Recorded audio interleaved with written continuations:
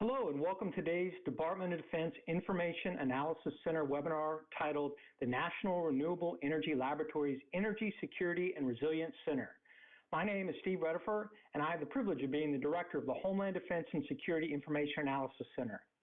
I'm glad to team today with the Defense Systems Information Analysis Center and the Cybersecurity and Information Systems IAC to bring you today's webinar. I'd like to thank our DoDIAC sponsor, the Defense Technical Information Center, for providing the resources that allow us to bring this event to you.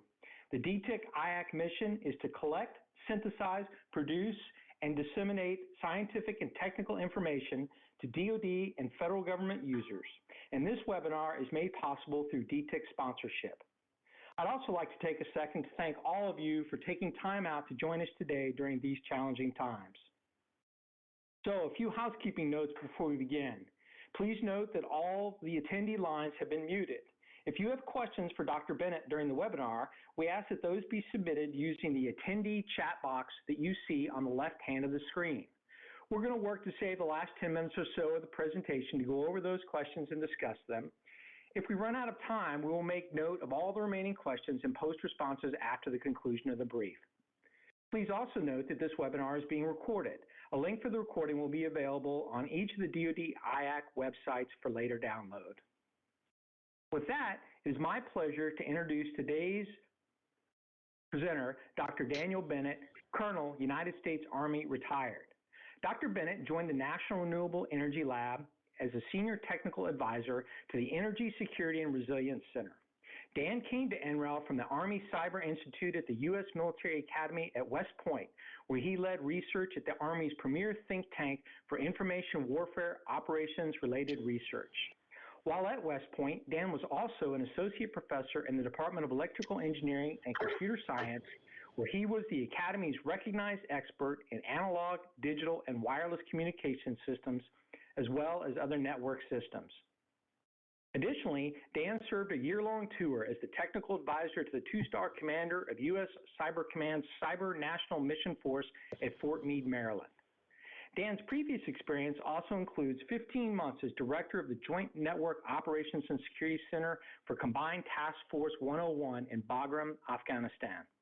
Dan has a PhD in electrical engineering from the University of Colorado at Boulder with a focus in communications and digital signal processing. We're excited to have him sharing his experience with us today. And with that, I'll pass it over to Dr. Bennett. Hey, Steve and the rest of the team. Thanks for helping to set this up. Good afternoon, everybody, at least for those on the East Coast, and good morning for everybody else. It's out a little bit further west. I thank you for this opportunity, and thanks for the intro, so I won't have to spend too much time there. I just wanted to join the National Renewable Energy Lab at the end of August, the very tail end of August last year, coming from West Point. So, yeah, I've been drinking from the fire hose ever since, particularly in the area. I was, more cyber focused and from the IT perspective, and so I've been able to try and learn as much as I can in terms of the energy grid and the challenges that exist there beyond sort of the Jack-Voltaic initiative that we did when I was at the Army Cyber Institute. So without further ado, I'm having a lot to get through, and yeah, just so I can leave some time at the end for questions or can work follow on as well. Let's go through.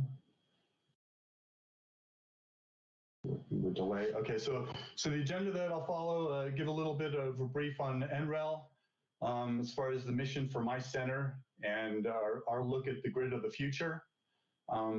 As part of that, sort of the critical infrastructure threats, to give an overview of that, and then to get into some of the initiatives that we're working on at our center. And then, yeah, I hope to leave some time at the end for any follow-up questions. So energy, as the slide shows here, energy systems across the grid are changing. The grid continues to evolve more and more to the edge. And as part of that, continues to be even more connected and real-time controlled and managed. There will be met with new IT technologies if you consider 5G and beyond. And that's one of the big things that I've been looking at since I got here, just given my wireless background, is what will ultimately be the confluence of the edge evolving more and more towards the edge, but then also it being met with, from the IT perspective, 5G and the technologies and that are evolving as part of that. And so given that, and keeping in mind, the future grid, it becomes incumbent on all of us, as part of, if you consider the disparate amount of new technologies that are coming about, as well as the devices, for which in many cases aren't necessarily standardized. And so how do we get at, managing, optimizing, and securing that future grid, such that we don't continue to be reactive, given that the current grid didn't necessarily have these cybersecurity aspects in mind when they were first developed.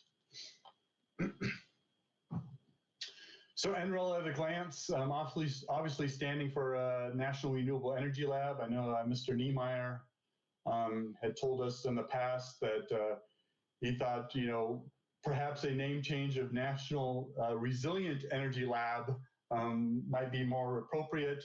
But either way I look at it is that we've always existed at the grid edge in terms of starting off. We started off as a primarily solar entity with some wind work being done at Flatiron's campus, which I'll talk about later, then integrating those aspects and then getting into some of the other things that I'll touch on that we're working on. The key part of this slide is, given that we're operating at the grid edge, and with all the different amounts of technologies and the different vendors bringing the different amount of solutions and things to bear in this space, in order that we all want to be rowing in the same direction. And so it becomes incumbent that, with all these disparate amounts of technologies and solutions and so on, that we establish as many partnerships as possible as a result.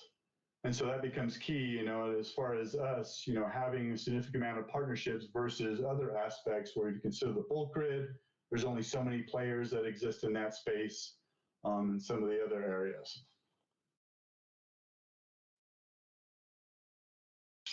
So of course, transforming energy through science, that becomes key in terms of taking a rigorous approach.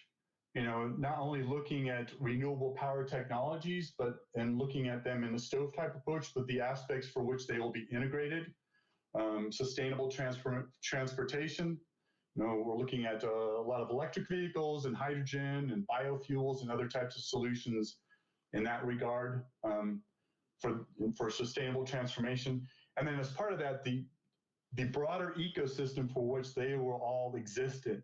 And there it becomes incumbent that we look at energy efficiencies as part of that ecosystem, and how do we integrate those and optimize those as a result, while of course navigating the different amount of solutions that are being brought to bear. So key areas, as the name suggests, renewable power, obviously with solar, wind, water, and geothermal, sustainable in terms of bioenergy, hydrogen, and vehicle technologies, particularly as it pertains to electric vehicles.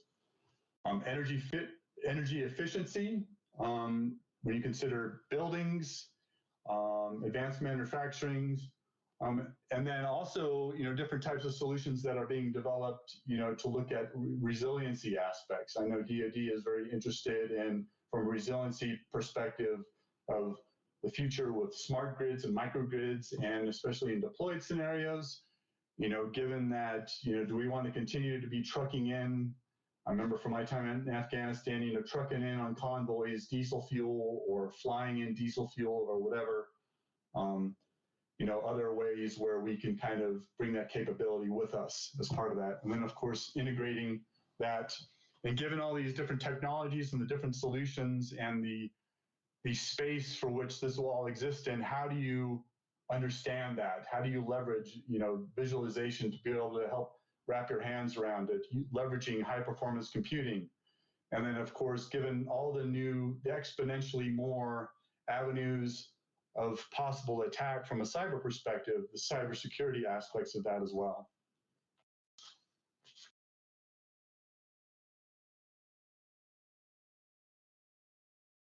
So NREL, we're evaluating whole systems, long-term and all-hazard security and resilience solutions for the safety of advanced energy technologies. Our researchers help industry reduce the risk for new energy technologies by elevating the visibility of potential threats before technology is deployed.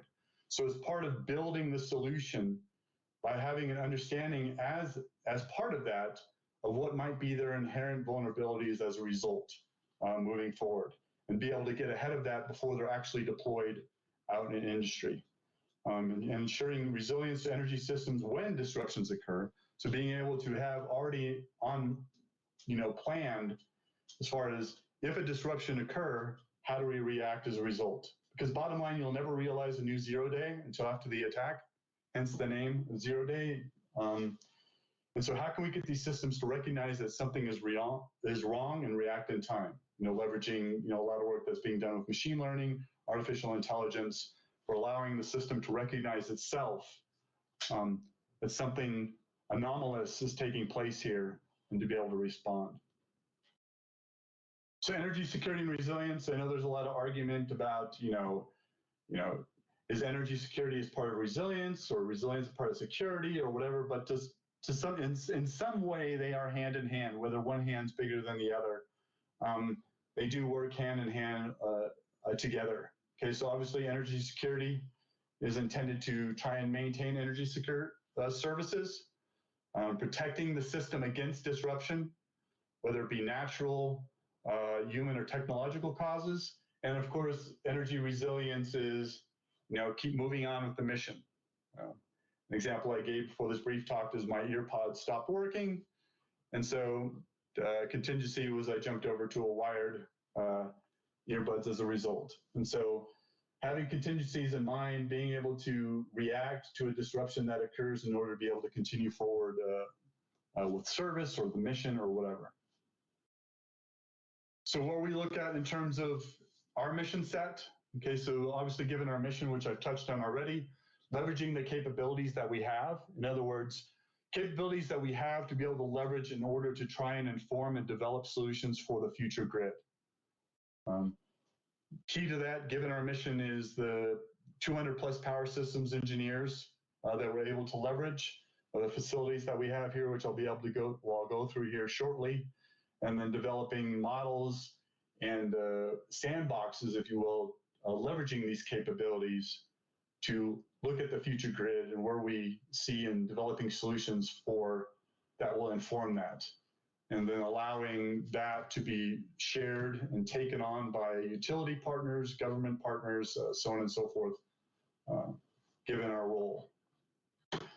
Looking at it in terms of aspects from vulnerability analysis, by modeling then how do we mitigate issues and risks, developing situational awareness, back to Sun Tzu in terms of being able to know yourself, given the different areas that are different challenges. And then stakeholder engagement, which was perhaps the most important aspect in all of this, especially in cyber, is collaboration, communications with one another, not working in your own sandbox, but collaborating with others. There's plenty of work to be done where, there's so much ground to cover in this space. So how can we collaborate moving forward and developing the grid that of the future that is far more secure and resilient?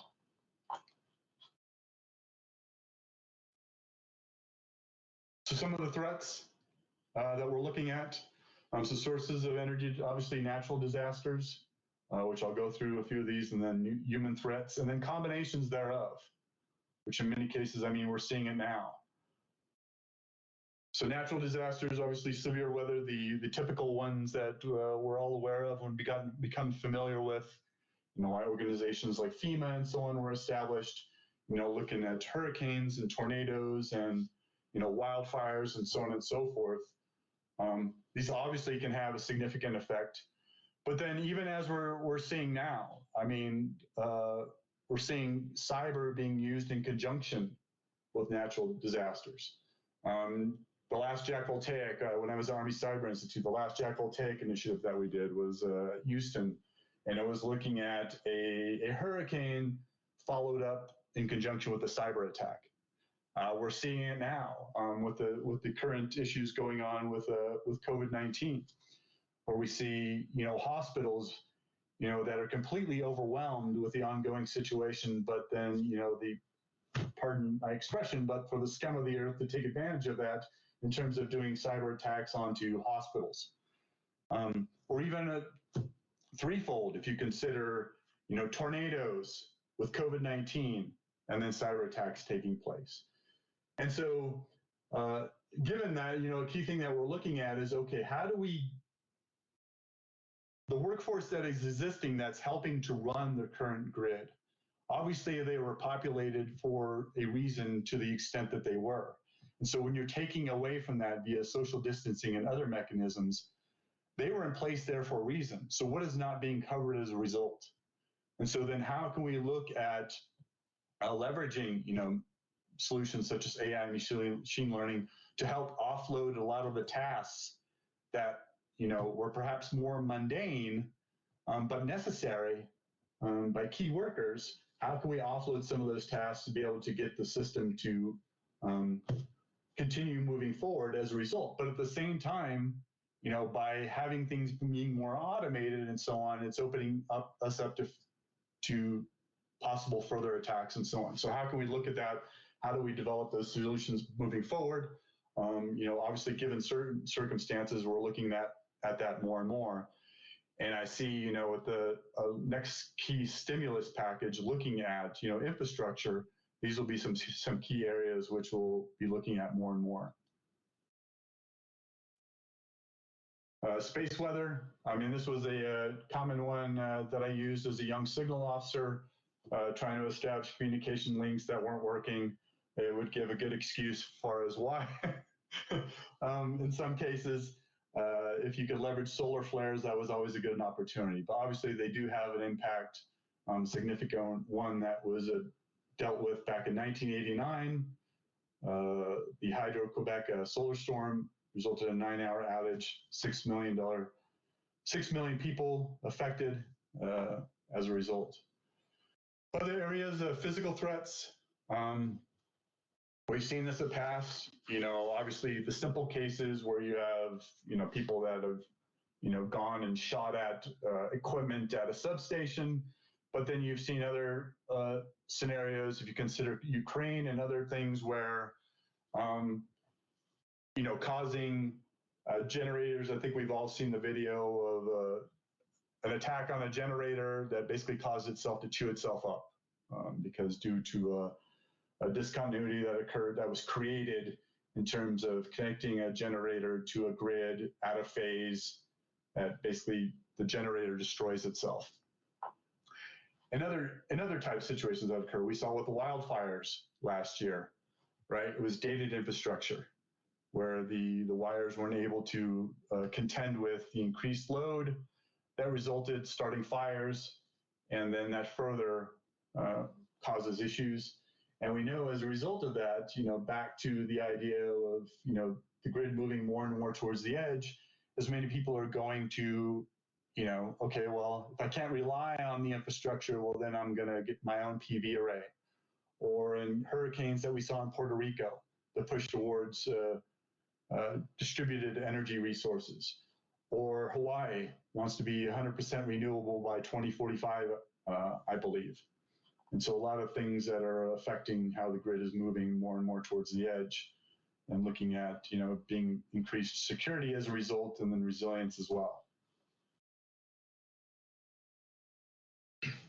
Tied to this as well is a pretty significant exercise looking at this. So GridX, which is run by NERC.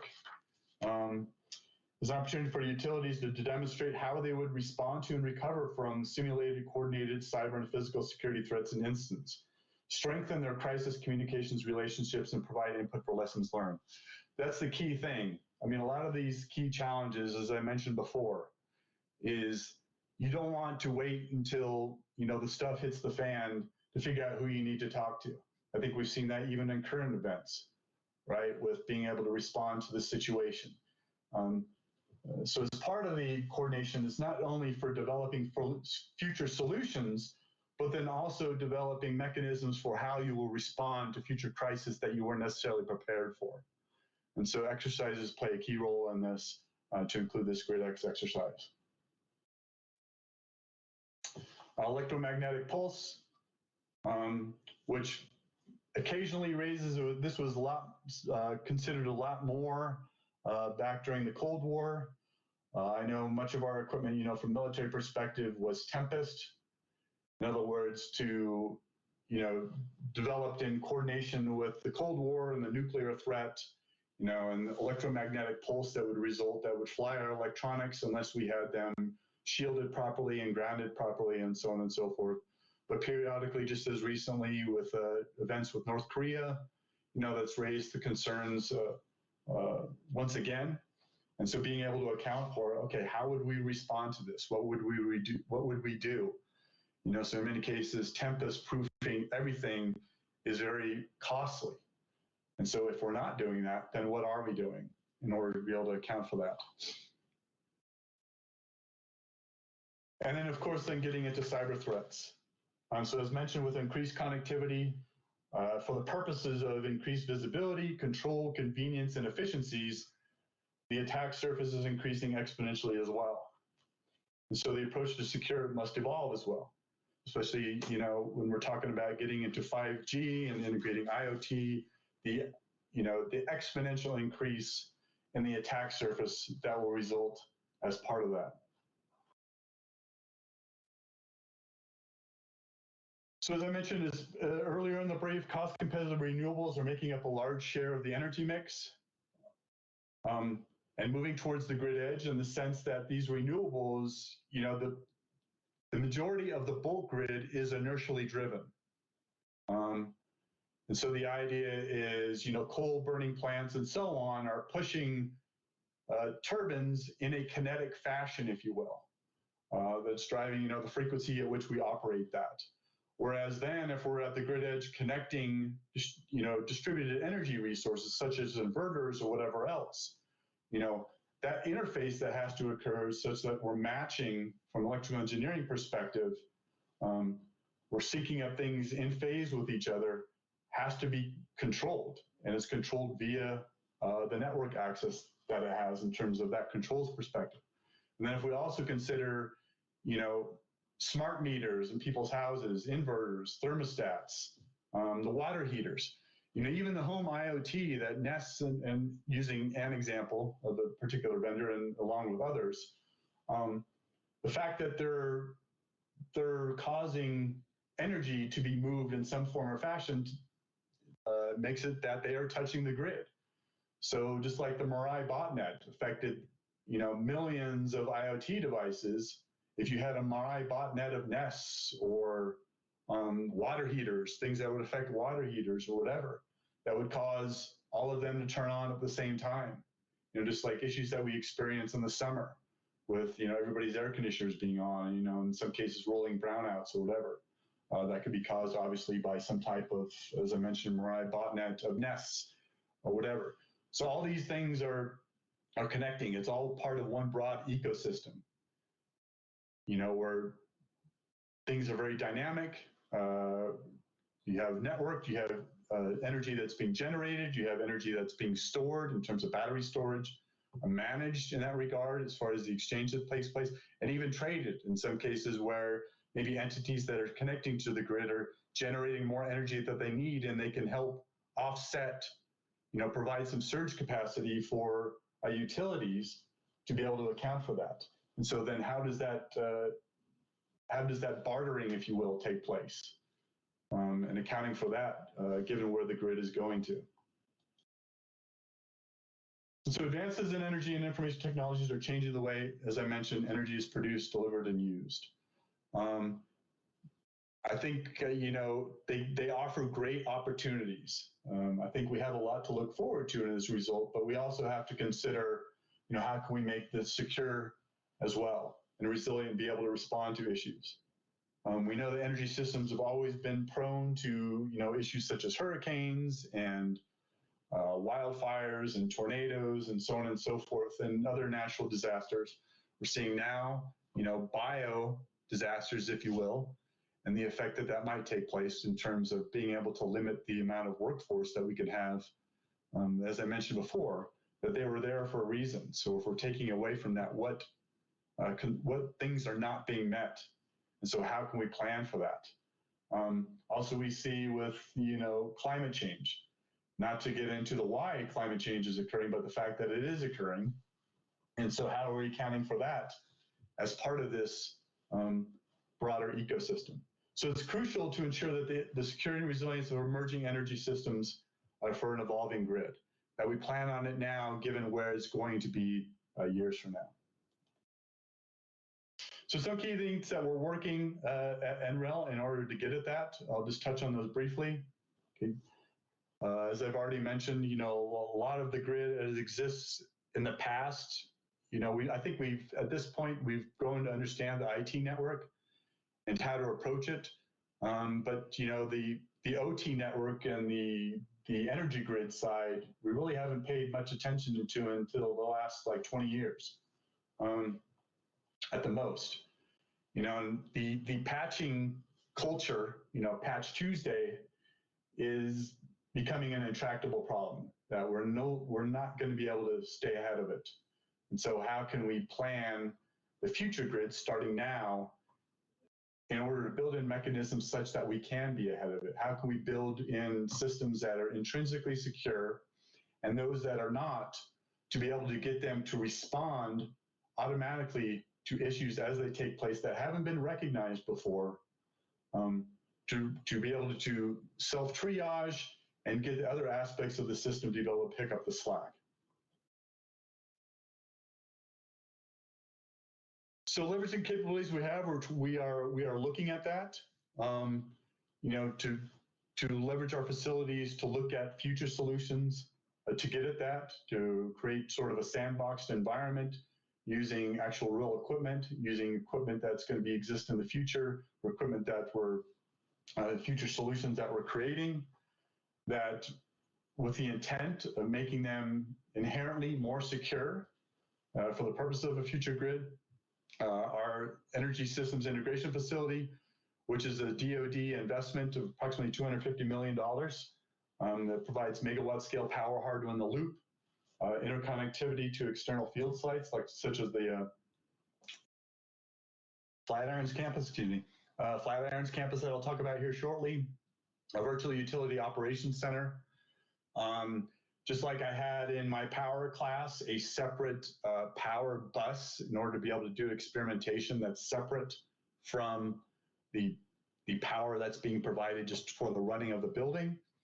And then also we're extending that to a communications bus as well, to have a separate communications network for the purpose of conducting experiments, high performance computing platform.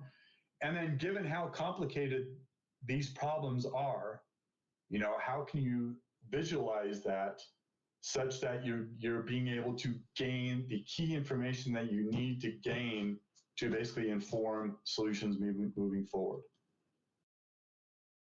This has connection to our Flatirons campus, which is basically if you're going from Golden up to Boulder up a Highway 93, you can see it there off on the side near where we used to have way back when I grew up out in this area, Rocky Flats. That's no longer there. It started off as the National Wind Technology Center, which was primarily focused on wind, as I mentioned at the beginning. But then now it's also built out for photovoltaic systems, large-scale battery energy storage systems. And then what's key here too is a controllable grid interface. The idea then that you can control the interface to the grid and you can shut off the grid and work through, say, blackstart scenarios, or create anonymous behaviors and see how your grid scenario reacts as a result, or to play out various different types of things in different situations in order to be able to test, to identify vulnerabilities, to identify solutions as a result for the purposes of moving forward. So grouping them together, you have the Flatirons campus coupled with the ESA facility. So the ESA facility gets up to 2 megawatt scale, which basically there within the labs, we have, examples of PV inverters to electric vehicles, hydrogen vehicles, home IoT, so on and so forth. Tying out to the Flatirons campus, which was, the devices that I mentioned earlier, getting up to 20 megawatt scale on average. It's actually 19.9. There's a key value there being a 20 megawatt scale, but 19.9 megawatts, and then with peak up to 39 megawatts to be able to connect those in together. And then also the local utility XL Energy dropped a substation out there as well that we can tie in.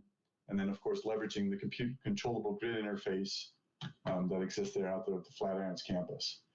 And so given these capabilities, we've developed, we'll delay moving here, our cyber energy emulation platform. This is an example, and when I went to Resilience Week not too long ago down in San Antonio, the term digital twin is an example of it. So our emulated multi-layer grid environment allows researchers to visualize and evaluate the interdependencies if you take the power system and power flow coupled with the network flow, given the scenarios that I've given here, right? If you consider the distribution grid, we have all these renewable resources and all of these devices that touch the grid at the grid edge that are largely controlled or managed, or the information gained from them on the network side. But then also averaging, the network side then exposing, if you will, cyber attack avenues of approach, if you will, or attack vectors. And so the concerns there as a result. So how can we visualize that to be able to understand these interdependencies and the second and third order effects? And if we wanted to take, in a real grid scenario, we don't want you to do science experiments on a live grid. And so how can we create a copy of it that's as realistic as possible in order to be able to do science experiments on a copy of a live grid, and then which will then inform, future solutions, future mitigation approaches, training, testing, and so on and so forth. So I'll jump into just a quick example. We have a number of videos here. I don't know if you could bring up the video.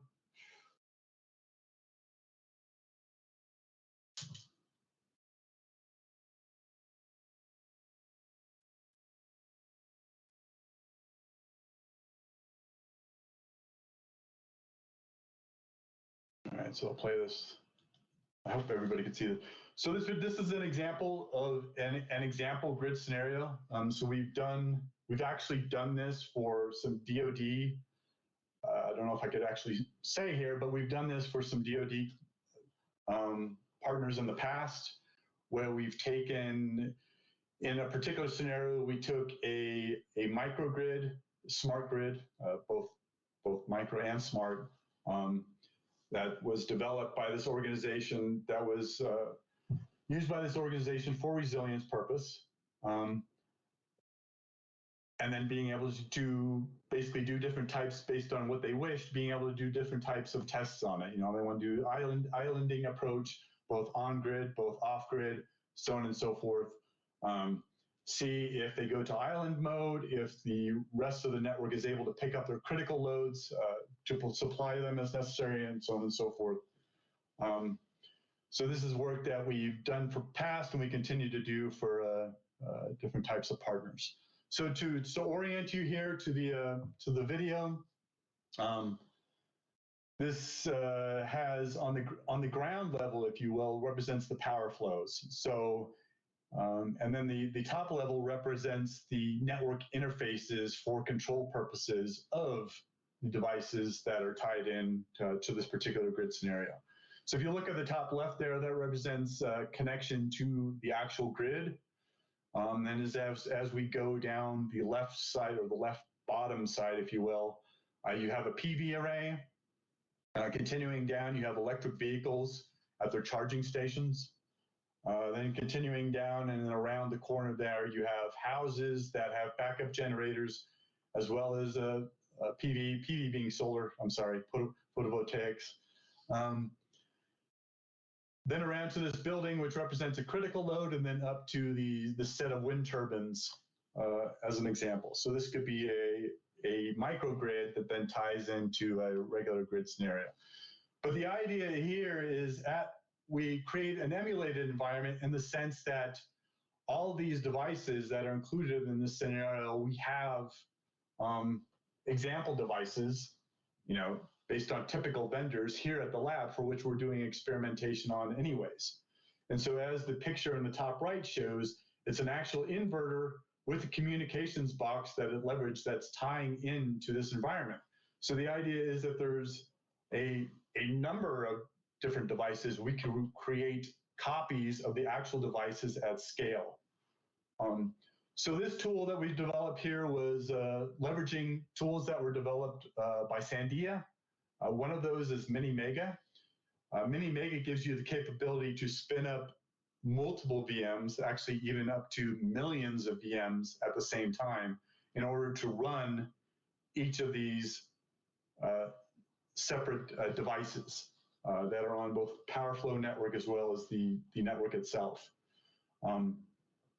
This tool also leverages another tool developed by Sandia called Scepter, which is pretty complicated, but essentially it allows you to tie in the OT network to pull the data off of that, the information off of that, for the purpose of visualizing it, but then also gaining the specifications of it, and then be able to test it and run the scenarios that you want to run on that, while being able to pull the data off of it as a result.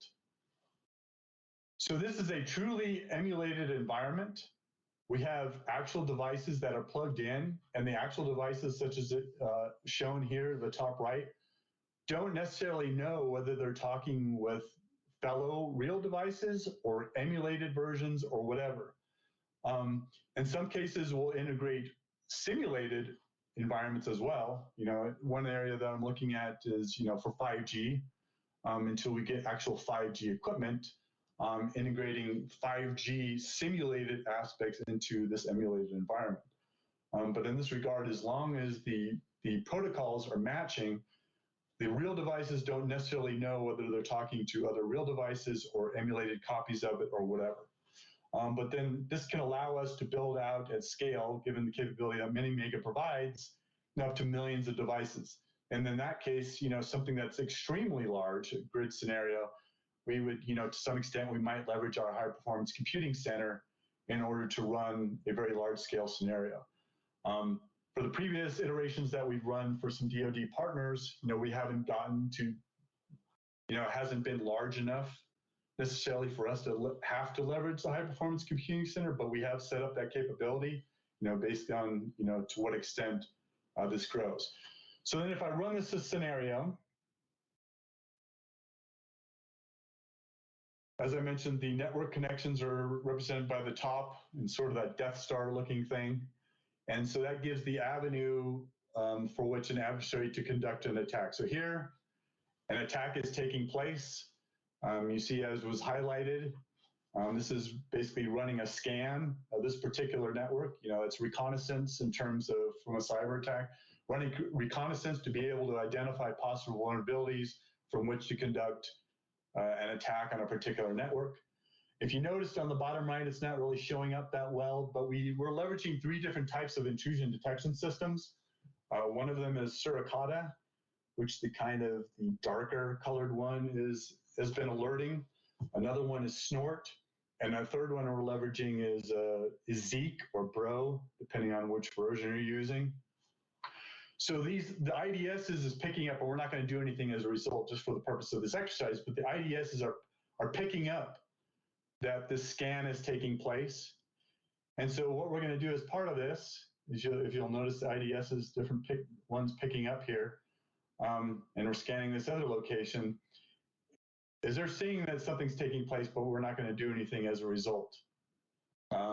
Shortly, what we'll do here is we'll drill into this backup generator for which the attack is going to be conducted on.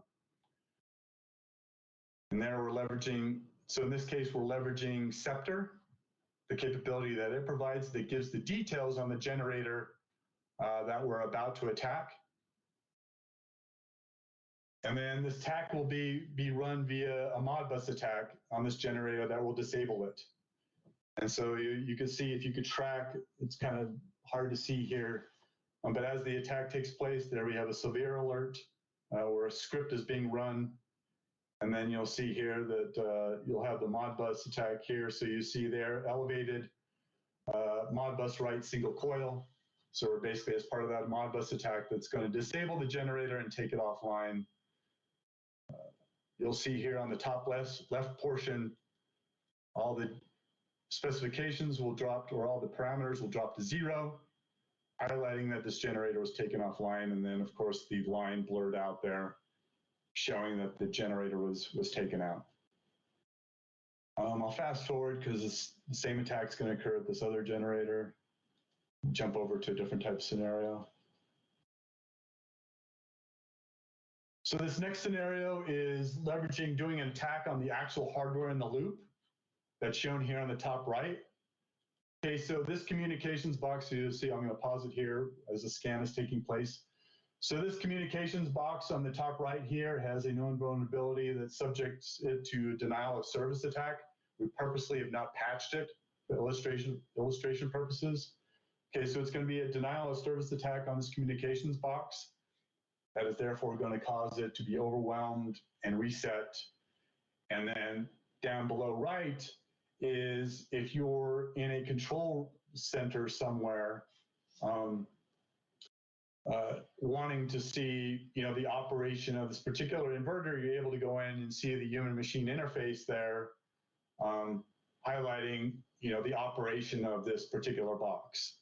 And so after the attack takes place, then we'll lose that interface that you'll see that it has been taken offline. So here we're doing the scan. You'll see here that the lights on the top right, you got 2 green lights. When the attack takes place, they'll blank out.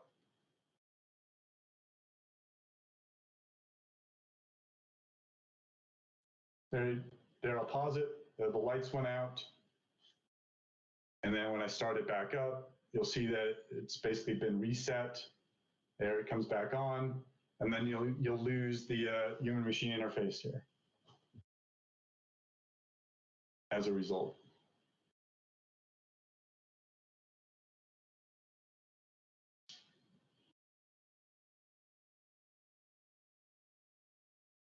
So yeah, so I'm done here. Can go back to the presentation.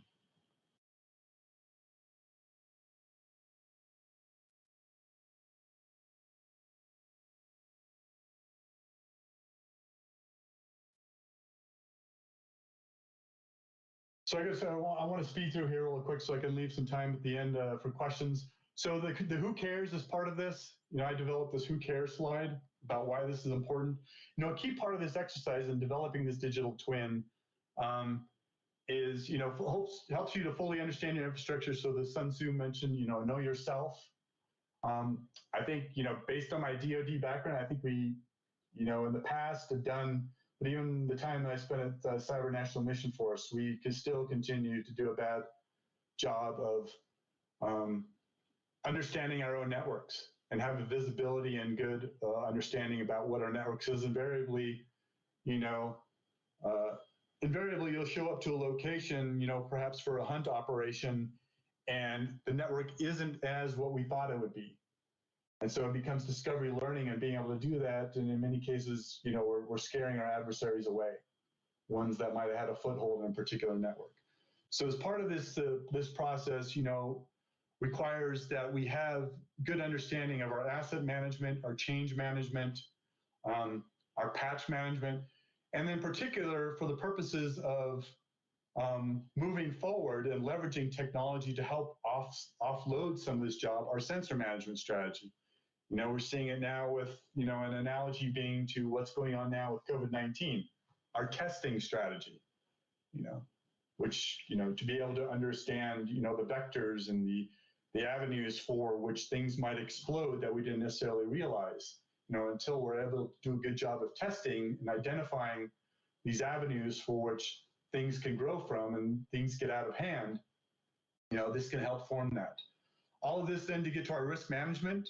So basically understanding ourselves, understanding the changes that are made, and then how to mitigate those as a result, getting at our risk management processes and authority to operate processes. A key challenge with these smart grids is, we want to tie those into the network. How are we sure that those are secure, that we're accounting for, what the OT side that's interconnected in our IT network, getting the 6 people to, the communications folks to be sure that it's secure, given that we're connecting it to the network. Training purposes, testing, exercising education, testing out attack scenarios, defense scenarios, being all this data that this thing is generating is real data. Okay, we're storing it into a Kibana, using database, leveraging Elasticsearch, such that then we can take this and use AI and machine learning to help automate future aspects that we didn't have automated before. So a tool to support resource prioritization for operations planning, risk management, evaluation, training, exercising, and education. Sorry, I'm trying to speed through this, the rest of this really quickly. This, just we'll touch on this real briefly. An area we're working on is PV communications. So I'll just make a plug here. I'm not going to really have time, but we especially, and then jumping into software-defined networking, this tool makes a lot of use of the things that 5G is going to bring to bear on future networks and future, the power network coupled with the IT network. Because being a wireless guy myself, really, I view the biggest benefit that 5G brings is from the software perspective and the vast extent for which it uses software-defined networking and network functional virtualization, and allow you to dynamically change your network to, instead of it just all one big network, to logically separate it and dynamically, such that you don't have this stale static network for which an adversary can go in and gain foothold and pivot readily because the network is static. And so the capability that 5G provides from a software perspective is key. And so kind of as part of this and part of the stuff that this tool leverages, large extent software-defined networking and where we can go with that as a result. I just want to jump to one real quick thing. We were talking about, back to my point of the risk management framework. I think, with EMAS and other tools that we have for the IT side, there isn't a lot of tools out there for if you're tying in distributed energy resources into your IT network. And so given the work that we're doing for FEMP, for the Federal Energy Management Program, how do we get at doing accreditation risk management framework for distributed energy resources? And so we've developed, and I can provide a link later on, of this platform that we developed that's more user-friendly in answering, what is many times a very challenging and daunting task from an accreditation perspective.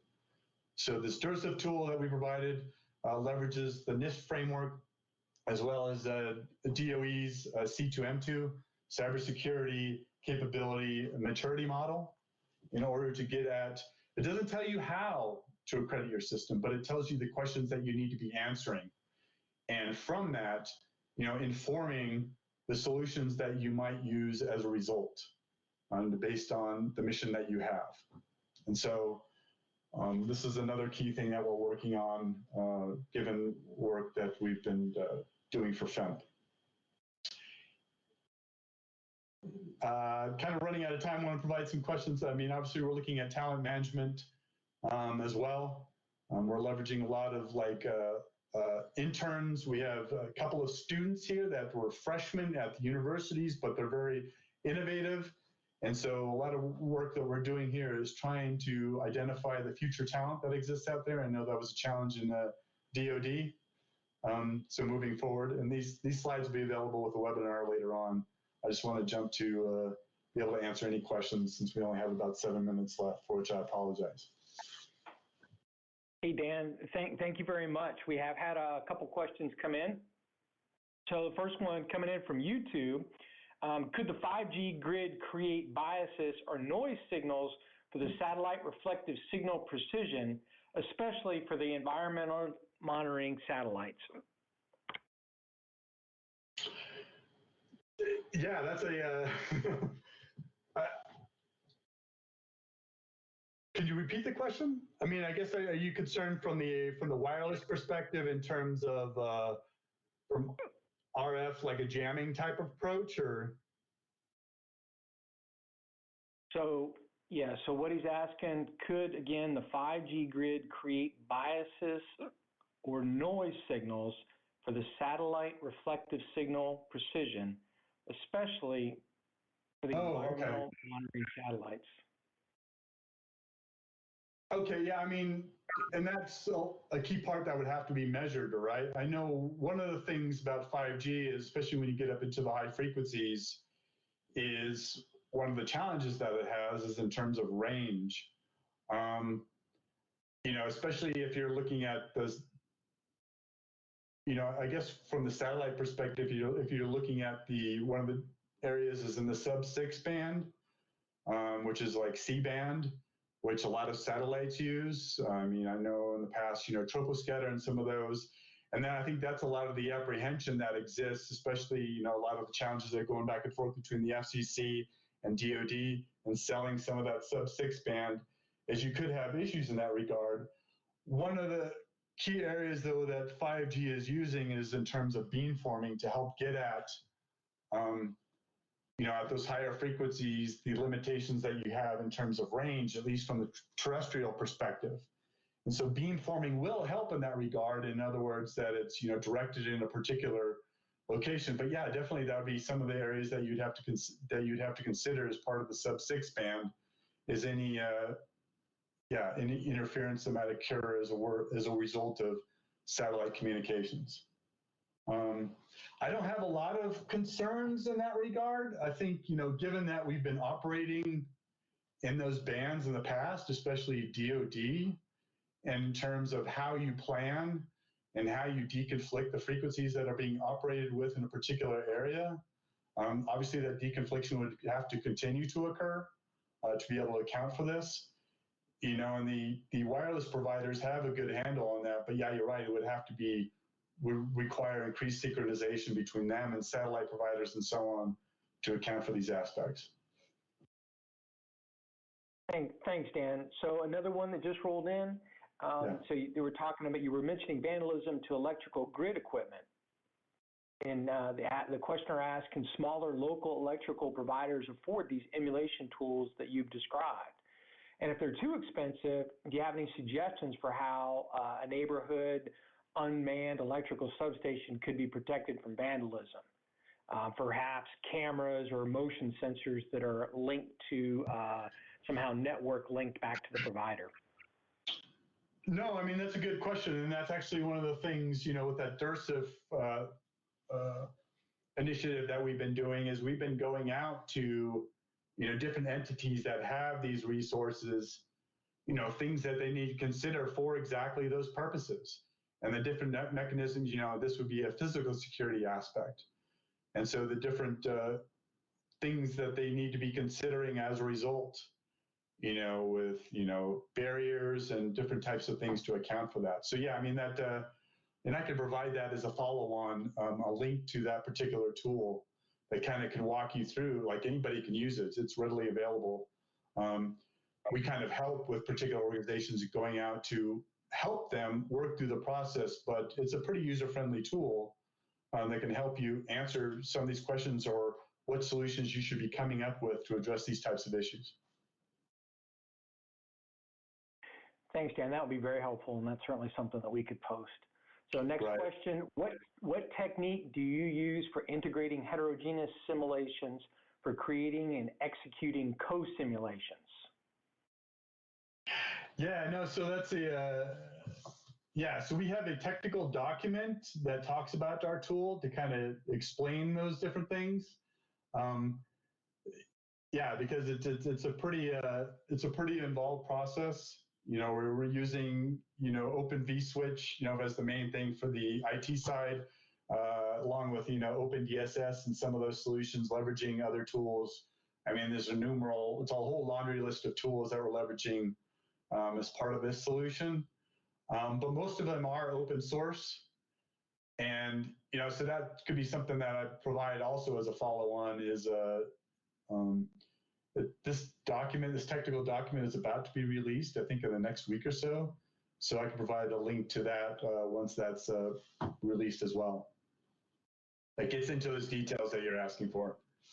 That's great, Dan. And we can also point people, notice on Dan's slide, the www.nrel.gov, as well as coming back to the HDIAC.org, the CSIAC.org, or the DSIAC.org websites.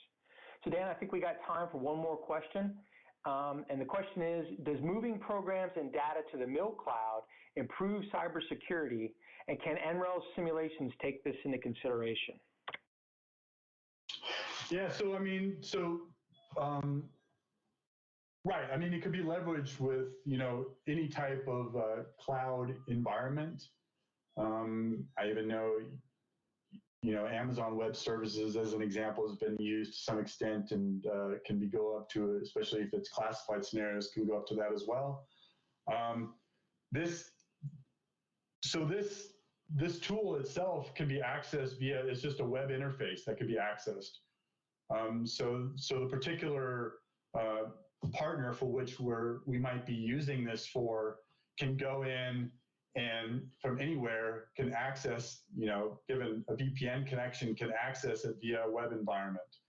The VPN connection, in other words, that, we want to protect, the IP or, the information that this organization is giving us privy to. And so we basically, those who have the need to know for this particular organization can access from anywhere via a VPN connection, via a web interface. I hope that answers the question. Well, Colonel Bennett, thanks so much for the presentation today and taking the time out. And I also want to thank everybody who joined us today during this challenging time. As we mentioned at the beginning of today's webinar, copies of Dr. Bennett's presentation will be made available for download on all of the DoDIAC websites. If you're interested in learning more about the HDIAC, CSIAC, or DSIAC, or in getting involved as a subject matter expert, presenter, or expanding your presence in our user communities, please feel free to reach out directly via our respective web pages. In addition to these monthly webinars like Dan gave to us today, IACs also offer monthly podcasts that span the range of the technical focus areas. We produce email digests with the latest scientific and technical news in the Homeland Security, defense systems, and cybersecurity domains, as well as providing a free technical inquiry service with up to 4 hours of technical consulting. You can find links on all of our web pages to submit such technical inquiries.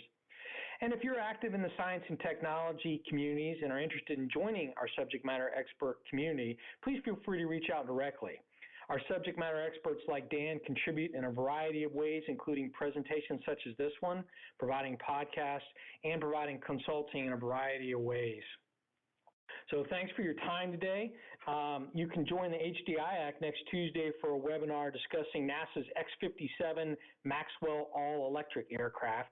That's the agency's first crewed X-plane in over 2 decades, and that presentation will go at the same time on the next Tuesday, the 21st. So again, best regards. Thanks, Colonel Bennett. Very interesting presentation. Very thankful for the work that you're doing, and all my best to everyone to stay well and stay healthy. Thank you. Thanks, everybody.